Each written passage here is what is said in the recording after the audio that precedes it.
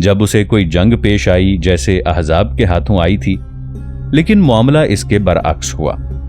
یہودیوں نے ان خطرناک حالات میں ان کے ساتھ مل کر لڑنے کی بجائے انہیں پیچھے سے ضرب لگانے کی سازش کی۔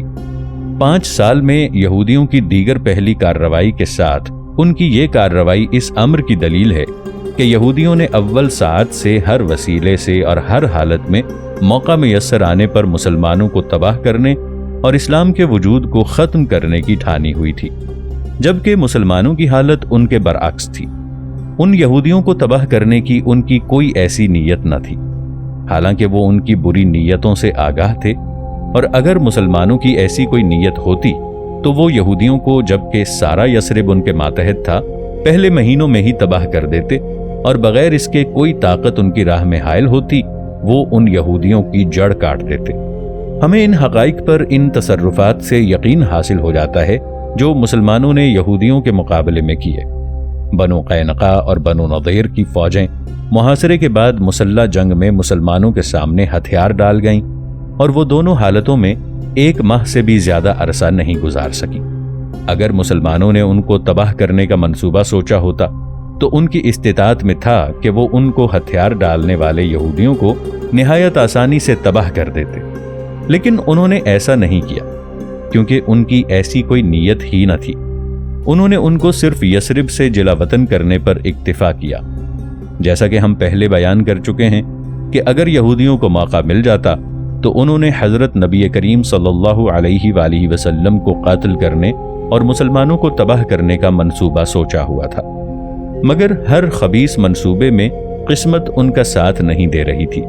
اور میں پورے عزم کے ساتھ اعتقاد رکھتا ہوں کہ اگر یہودی مسلمانوں کے مقابلے میں ایسے حالات میں کامیاب ہو جاتے جیسے مسلمان بنو قینقاع اور بنو نضیر کے محاصرے میں ہوئے تھے، تو وہ ان کی مکمل تباہی میں ایک لحظہ بھی تردد نہ کرتے۔ بدر کے عظیم معرکے میں مسلمانوں کی فتح وہ پہلا عامل ہے جس نے یہودیوں کے دلوں میں وہ سخت کینہ بھر دیا جس سے وہ حضرت نبی کریم صلی اللہ علیہ وآلہ وسلم اور دین کے خلاف بپا کیے ہوئے معرکے کو دسیسہ کاری، گفتگو اور تکذیب کے میدان سے زبردستی کرنے اور دعوت کے دھارے کو روکنے اور طاقت اور خونریزی سے مقاومت کرنے کے میدان میں آئے۔ یہود کا جنگ کی دھمکی دینا۔ انہوں نے اس پرخطر طریق کے ابتدائی قدم کے طور پر یہ کیا کہ وہ مسلمانوں سے ٹکرانے لگے اور ایسی باتیں کرنے لگے جن سے یہ بو آئی کہ وہ حضرت نبی کریم صلی اللہ علیہ وآلہ وسلم کو جنگ کی دھمکی دے رہے ہیں۔ حضرت نبی کریم صلی اللہ علیہ وآلہ وسلم بھی یہود کی تدابیر سے غافل نہ تھے۔ جب سے انہوں نے یہ طریق اختیار کیا تھا، آپ ان کی مشکوک حرکات کی نگرانی کر رہے تھے۔ سب سے پہلے بنو قینقاع اس طریق پر چلے اور مسلمانوں کو دھمکایا اور انہیں فتنے میں مبتلا کیا۔ کہتے ہیں کہ اس قبیلے کے یہودی عربی الاصل سے ہیں، جو دوسرے یہودیوں سے شجاعت، حربی قوت اور سرمایہ داری میں امتیاز رکھتے ہیں۔ ان کے پاس مضبوط جنگی قلعے ہیں جن پر یہ فخر کرتے ہیں، اور ان کے گھر سب یہودیوں سے زیادہ مسلمانوں کے نزدیک ہیں۔ ان کے گھر مدینہ کے اندر ہیں اور دیگر یہودی قبائل کے گھر خصوصاً بنو قریظہ اور بنو نضیر کے مدینہ سے باہر ہیں۔ حضرت نبی کریم صلی اللہ علیہ وآلہ وسلم کا بنو قینقاع کو نصیحت کرنا۔ جب بنو قینقاع نے مسلمانوں سے چھیڑخانی شروع کی اور واضح ہو گیا کہ وہ دعوت اسلامی کے مقابلے کا عزم کیے ہوئے ہیں، خواہ جنگ اور خونریزی سے ہو، اس وجہ سے کہ حضرت نبی کریم صلی اللہ علیہ وآلہ وسلم اور ان کے درمیان معاہدہ اور تحالف تھا، حضور علیہ السلام جنگ اور خونریزی کو ناپسند کرتے تھے۔ آپ صلی اللہ علیہ وآلہ وسلم نے سب سے پہلے ان یہودیوں کو سیدھے راستے کی طرف واپس لانے کی نصیحت اور مذاکرات کا طریق اختیار کیا۔ آپ صلی اللہ علیہ وآلہ وسلم نے ان کے ساتھ ان کی اصلاح کرنے اور انہیں گمراہی سے واپس لانے اور خطرناک راستے سے موڑنے کے لیے اسے ان کے بازار میں منعقد کیا، اور وہ خطرناک طریق جنگ کا طریق تھا۔ اور یہ بات کسی پر مخفی نہیں کہ وہ جنگ کی دھمکیاں دیا کرتے تھے۔ بلا شبہ حضرت نبی کریم صلی اللہ علیہ وآلہ وسلم امن و استقرار کے اور ہر قسم کی خونریزی کو روکنے کے شدید خواہش مند تھے۔ آپ صلی اللہ علیہ وآلہ وسلم نے یثرب کے دیگر قبائل میں سے بنو قینقا کو اس اجتماع میں مذاکرات کے لیے صرف اس لیے دعوت دی تھی کہ آپ صلی اللہ علیہ وآلہ وسلم کو یہ یقین حاصل تھا کہ یہ لوگ اس معاہدے کو جو ان کے اور مسلمانوں کے درمیان طے پا چکا ہے توڑنے اور جنگ کی دھمکیاں دینے اور امن و امان کو برباد کرنے والی سرگرمیوں میں ملوث ہیں۔ ناظرین، آگے بڑھنے سے پہلے کامنٹ سیکشن میں ہمیں اپنی آراء سے ضرور آگاہ کیجیے گا کہ آپ کو ہماری یہ سیریز کیسی لگ رہی ہے۔ میں ہوں طاہر عبید چودھری۔ آئندہ آنے والی اقساط سے باخبر رہنے کے لیے ہمارے چینل کو سبسکرائب کر لیں اور ساتھ موجود بیل آئیکن کو ضرور کلک کر لیں۔ شکریہ۔ اس میٹنگ میں حضرت نبی کریم صلی اللہ علیہ وآلہ وسلم نے بنو قینقا کو صحیح راہ کی طرف واپس لانے اور مسلمانوں اور تمام یہودیوں کے درمیان طے شدہ معاہدے کی دفعات پر پابند کرنے کی کوشش کی۔ نیز آپ صلی اللہ علیہ وآلہ وسلم نے انہیں واض و نصیحت کی اور سرکشی، زیادتی اور آویزش کا طریق اختیار کرنے پر انتباہ کیا، اور یہ بھی بتایا کہ جب قریش نے ظلم و زیادتی اور سرکشی کا طریق اختیار کیا تو بدر کے روز انہیں بھی اس کا برا پھل ملا۔ آپ صلی اللہ علیہ وآلہ وسلم نے انہیں کہا کہ اے گروہ یہود، قریش پر جو عذاب نازل ہوا ہے اس جیسے عذاب سے اللہ سے ڈرو، اور یہ بات یقینی ہے کہ بنو قینقا میں سے بعض ایسی باتیں ظہور پذیر ہو چکی ہیں جن سے پتہ چلتا تھا کہ وہ ظلم و زیادتی اور سرکشی کے راستے پر چلنے کا عزم کیے ہوئے ہیں جس پر قریش چلے تھے۔ اگر ایسا نہ ہوتا تو آپ انہیں مصیبت یاد نہ دلاتے جو مارکہ بدر کے روز قریش کو پہنچی تھی۔ بنو قینقا کا حضرت نبی کریم صلی اللہ علیہ وآلہ وسلم کو سخت جواب دینا۔ اس کانفرنس میں یہودیوں نے حضرت نبی کریم صلی اللہ علیہ وآلہ وسلم کی مخلصانہ نصیحت کا جواب نہایت متکبرانہ انداز میں دیا، جس میں بے حیائی اور تحدی کا عنصر بھی شامل تھا، جس سے اس امر کا پتہ چل گیا کہ یہودی سخت روی اور جنگ کی دھمکیوں کا طریق اختیار کرنے کا پختہ عزم کیے ہوئے ہیں، اور یہ اس طرح کہ جب حضرت نبی کریم صلی اللہ علیہ وآلہ وسلم نے انہیں نصیحت کی اور انہیں معاہدے کی نصوص کی پابندی کرنے اور امن و امان سے رہنے اور جنگ و جدل کو ہوا دینے اور امن کو خراب کرنے پر انتباہ کیا تو انہوں نے جواب میں جنگ کی دھمکی دی، بلکہ اس جنگ کے لیے انہوں نے تیاری کا اعلان کر دیا۔ انہوں نے اس کانفرنس میں حضرت نبی کریم صلی اللہ علیہ وآلہ وسلم سے کہا، کیا آپ ہمیں قریش سمجھتے ہیں؟ یہ بات آپ کو دھوکے میں نہ ڈالے۔ آپ نے اس قوم سے جنگ کر کے کامیابی حاصل کی ہے جسے جنگ کا علم ہی نہیں ہے۔ خدا کی قسم، اگر ہم نے آپ سے جنگ کی تو آپ کو پتہ چل جائے گا کہ ہم ہی مرد میدان ہیں۔ اس اضطراب اور چیلنج سے حضرت نبی کریم صلی اللہ علیہ وآلہ وسلم نے کچھ امور کا ادراک کر لیا، اور ایک ذمہ دار لیڈر کی طرح آپ کا سمجھ جانا ایک ضروری امر تھا۔ آپ صلی اللہ علیہ وآلہ وسلم نے اپنا غصہ پی لیا اور اس چیلنج اور دھمکی کے مقابلے میں ان کے خلاف کوئی کارروائی نہ کی، مگر اس کانفرنس کے بعد مسلمان نہایت بیدار مغزی سے واقعات پر نگاہ رکھنے لگے کہ رات کے پردے سے کیا نکلتا ہے۔ بنو قینقا کا عہد توڑنا۔ یہودی سوچی سمجھی نیت اور طے شدہ منصوبے کے مطابق مسلسل مسلمانوں سے آویزش کرتے رہے اور انہیں برانگیختہ کر کے اپنی من پسند جنگ کی طرف لانے کی کوشش کرتے رہے، یہاں تک کہ انہوں نے اس عہد کو بھی توڑ لیا جو ان کے اور مسلمانوں کے درمیان طے پا چکا تھا، اور فریقین کے درمیان جنگ ٹھن گئی۔ ابن اسحاق بیان کرتے ہیں کہ اس جنگ کا باعث یہ امر ہوا کہ ایک مسلمان عورت مدینہ میں بنو قینقا کے بازار میں اپنے زیورات بیچنے کے لیے آئی، اور جب وہ بیٹھ گئی تو یہودیوں کی ایک پارٹی اسے مضطرب کرنے اور اس سے لڑنے لگی۔ انہوں نے چاہا کہ وہ اپنا چہرہ ننگا کر دے، مگر اس نے انکار کیا تو ایک یہودی نے اس کے کپڑے کے ایک کونے کو اس کی پشت کے ساتھ گرہ لگا دی، جس کا اسے علم نہ ہوا۔ پس وہ اٹھی تو اس کی شرمگاہ ننگی ہو گئی، اور یہودیوں نے اس سے ہنسی مذاق کیا تو وہ مسلمانوں سے مدد مانگتی ہوئی چلائی۔ ایک مسلمان وہاں موجود تھا، اس نے زیادتی کرنے والے یہودی پر حملہ کر کے اسے قتل کر دیا، اور یہودیوں نے اس مسلمان پر حملہ کر کے اسے شہید کر دیا۔ اب ان کے درمیان جنگ چھڑ گئی۔ ابن اسحاق بیان کرتے ہیں کہ اس کے بعد رسول کریم صلی اللہ علیہ وآلہ وسلم نے یہودیوں کا محاصرہ کر لیا، مگر وہ کسی دوسری تفصیلات کا ذکر نہیں کرتے۔ ابن اسحاق کا مناقشہ۔ لیکن ایک غیر جانبدار محقق کے لیے یہ تسلیم کرنا مشکل ہے کہ یہ انفرادی واقعہ حضرت نبی کریم صلی اللہ علیہ وآلہ وسلم کے لیے بنو قینقاع کے محاصرے کا واحد جواز بنانا ضروری ہے کہ اس واقعے سے بڑھ کر بڑے بڑے واقعات ہوئے ہوں جنہوں نے بنو قینقاع کے محاصرے اور ان سے جنگ کرنے تک پہنچایا ہو۔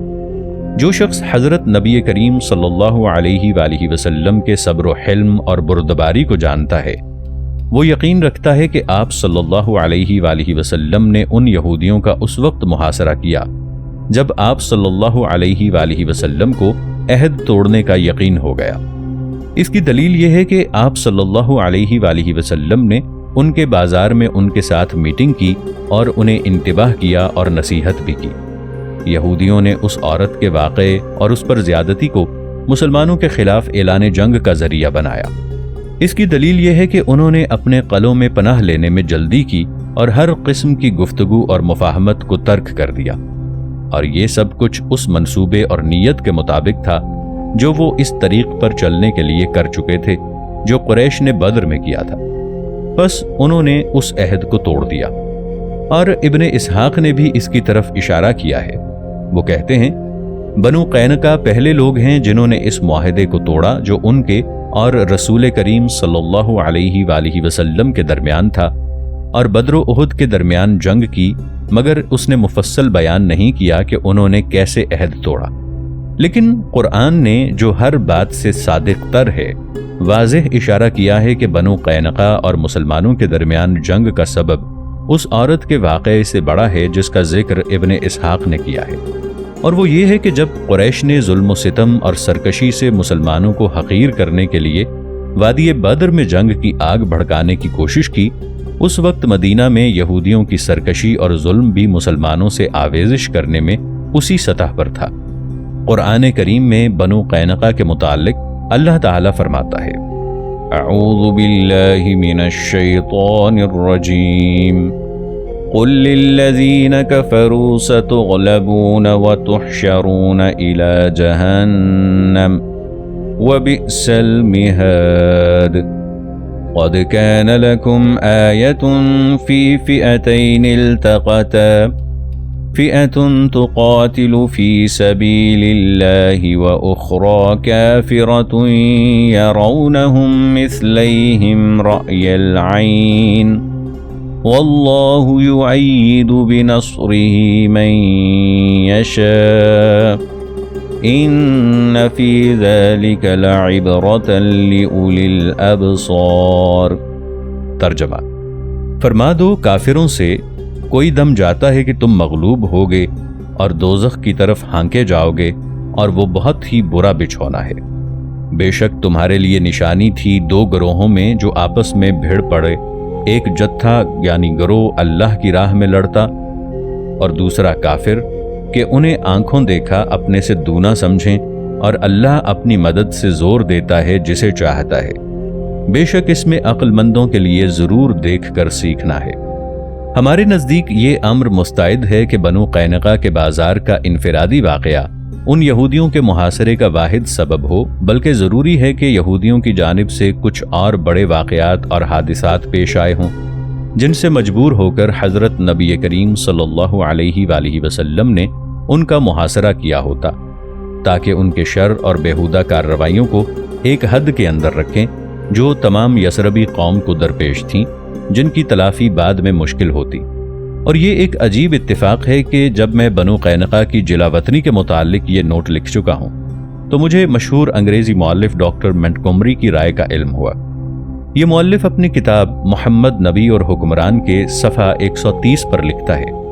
قبیلہ بنو قینقاع کو جلا وطن کرنا محمد صلی اللہ علیہ وآلہ وسلم کے مرکز کی مضبوطی کا اہم سبب ہے، اور بعض روایات کے مطابق اس جلا وطنی کا سبب یہ ہے کہ بنو قینقاع کے یہودیوں اور بعض مسلمان تاجروں کے درمیان مدینہ کے بازار میں معمولی سا جھگڑا ہوا۔ اس دوران میں ایک عرب عورت ایک سنار کے پاس بیٹھی ہوئی تھی کہ ایک یہودی نے کچھ کانٹے اس کے کپڑوں کے ساتھ باندھ دیے، اور وہ اٹھی تو اس کے جسم کا اکثر حصہ ننگا ہو گیا، اور دیکھنے والے ہنس پڑے۔ اس موقع پر ایک مسلمان موجود تھا، اس نے اس فعل کے مرتکب کو قتل کر دیا اور پھر خود بھی قتل ہو گیا۔ پھر اس واقعے کے بعد یہودی اپنے قلعوں میں چلے گئے اور محمد صلی اللہ علیہ وآلہ وسلم نے اپنے پیروکاروں کے ساتھ ان کا محاصرہ کر لیا۔ پھر منٹگومری واٹ اس روایت پر حاشیہ لکھتا ہے کہ اس واقعے پر اعتماد کرنا ممکن نہیں، ایک داستان ہے، اور اس قسم کی بہت سی داستانیں ہم جزیرہ عربیہ کی قبل از اسلام تاریخ میں پڑھتے ہیں۔ ہاں، یہودیوں اور مسلمانوں کے درمیان وہاں اس واقعے سے نزاع ہو سکتا ہے۔ پھر منٹگومری اپنی خاص رائے بیان کرتا ہوا کہتا ہے، وہ اسباب جنہوں نے محمد صلی اللہ علیہ وآلہ وسلم کو یہود کے جلا وطن کرنے کے فیصلے تک پہنچایا، معلوم ہوتا ہے وہ اس سرسری واقعے سے بہت گہرے تھے۔ یہودیوں نے اسلامی معاشرے میں رچ بس جانے کی مکمل استعداد کا اظہار نہیں کیا، اس لیے محمد صلی اللہ علیہ وآلہ وسلم نے ان کا مقاطعہ کرنا مناسب سمجھا۔ اس کے باوجود وہ ہمیشہ ہی آپ کے ساتھ بعض انعامات سے فیضیاب رہے، مگر آپ صلی اللہ علیہ وآلہ وسلم ہمیشہ نہایت احتیاط سے ان کی نگرانی کرتے رہتے تاکہ وہ آپس کے باہمی معاہدے کی مخالفت کے باعث آپ کو کوئی موقع فراہم کر دیں۔ پھر ڈاکٹر منٹگومری ایک اور جواز بیان کرتا ہے جسے حضرت نبی کریم صلی اللہ علیہ وآلہ وسلم نے بنو قینقاع کے یہودیوں کے خلاف کارروائی کا سبب بنایا۔ وہ کہتا ہے، محمد صلی اللہ علیہ وآلہ وسلم کو اس بات کا علم تھا کہ قریش مکہ کے ساتھ جو آپ کے دشمن ہیں، یہودیوں کے دوستانہ تعلقات موجود ہیں، اور یقیناً اس بات کو اس معاہدے کی روح کے خلاف شمار کیا جائے جو مسلمانوں اور یہودیوں کے درمیان طے پا چکا ہے، بلکہ اس کو توڑنے والا سمجھا جائے۔ خواہ کوئی سبب بھی ہو، ہم اس یقین پر قائم ہیں کہ آن حضرت صلی اللہ علیہ وآلہ وسلم کا نطق خواہش کے ماتحت نہ ہوتا تھا، اور آپ کا ہر اقدام الہی قواعد حق و عادل کے مطابق ہوتا تھا۔ وَمَا يَنطِقُ عَنِ الْهَوَىٰ إِنْ هُوَ إِلَّا وَحْيٌ يُوحَىٰ۔ بنو قینقاع کا محاصرہ۔ جب آپ صلی اللہ علیہ وآلہ وسلم نے گفتگو اور نصیحت کو سودمند نہ پایا اور دیکھا کہ ان متمرد یہودیوں کا مقدمہ تلوار کے سامنے پیش کیے بغیر کوئی چارہ نہیں، تو مسلمانوں کے ساتھ جنگ کے لیے تیار ہونے کے بعد آپ صلی اللہ علیہ وآلہ وسلم نے ان کا محاصرہ کر لیا اور انہوں نے اپنے قلعوں میں پناہ لے لی۔ یہ ہجرت کے بعد دوسرے سال نصف شوال کا واقعہ ہے۔ یہ محاصرہ حضرت حمزہ بن عبد المطلب رضی اللہ عنہ کی قیادت میں کیا گیا۔ 15 راتوں تک یہود کا محاصرہ رہا۔ اس کے بعد اللہ تعالیٰ نے ان کے دلوں میں رعب ڈال دیا اور ان کا مورال گر گیا، اور انہوں نے اطاعت اختیار کرنے کے لیے مذاکرات کا مطالبہ کیا۔ پس حضرت نبی کریم صلی اللہ علیہ وآلہ وسلم نے ان سے مذاکرات کیے، اور غیر مشروط طور پر ان یہودیوں کی سپردگی پر مذاکرات کا خاتمہ ہو گیا کہ حضور علیہ السلام ان کے متعلق جو چاہیں فیصلہ کر لیں۔ اس بات کا بتانا بھی ضروری ہے کہ یہودیوں کے 2 قبیلوں بنو قریظہ اور بنو نضیر نے اپنے ان دینی بھائیوں کی مدد کے لیے کوئی حرکت نہیں کی۔ معلوم ہوتا ہے کہ اس کا مرجع وہ قبائلی عداوت ہے جو بنو قینقاع یعنی خزرج کے حلیفوں اور بنو قریظہ اور بنو نضیر یعنی اوس کے حلیفوں کے درمیان مستحکم تھی۔ منافقین اور بنو قینقاع۔ منافقین اپنے لیڈر عبداللہ بن ابی کی قیادت میں بڑے اہتمام کے ساتھ مسلمانوں اور یہودیوں کے درمیان ہونے والے واقعات کو دیکھ رہے تھے، اور ان کی دلی تمنا یہ تھی کہ یہودی مسلمانوں کے خلاف بغاوت و تمرد میں کامیاب ہوں، مگر ان منافقوں کو شرمندہ ہونا پڑا، اور جب ان کے لیڈر نے سنا کہ اس کے حلیف بنو قینقاع غیر مشروط طور پر مسلمانوں کے مطیع ہو گئے ہیں تو وہ بے ہوش ہو گیا۔ چونکہ یہ عظیم منافق عبداللہ بن ابی بظاہر اسلام کی طرف منسوب ہونے کی وجہ سے اس کی ضیافت سے متمتع ہوتا تھا، نیز بنو قینقاع کے حلیف خزرج کا ایک لیڈر ہونے کی وجہ سے اس نے رسول کریم صلی اللہ علیہ وآلہ وسلم کی خدمت میں اپنی قوم خزرج کے نام سے یہ التماس کیا کہ آپ بنو قینقاع کے یہودیوں کے لیے عفو عام کا حکم صادر فرمائیں، مگر حضرت نبی کریم صلی اللہ علیہ وآلہ وسلم نے اس کی عرضداشت پر توجہ نہ دی، مگر عبداللہ بن ابی کی بار بار کی کوششوں اور پر اصرار توقعات پر آپ صلی اللہ علیہ وآلہ وسلم نے ان یہودیوں کے متعلق اس شرط پر عفو عام کا اعلان کیا کہ وہ مدینہ سے جہاں چاہیں چلے جائیں۔ بس وہ اپنی جانوں اور اموال جس قدر وہ لے جا سکتے تھے ان کے متعلق بے خوف ہو کر شام کی طرف جلا وطن ہو گئے۔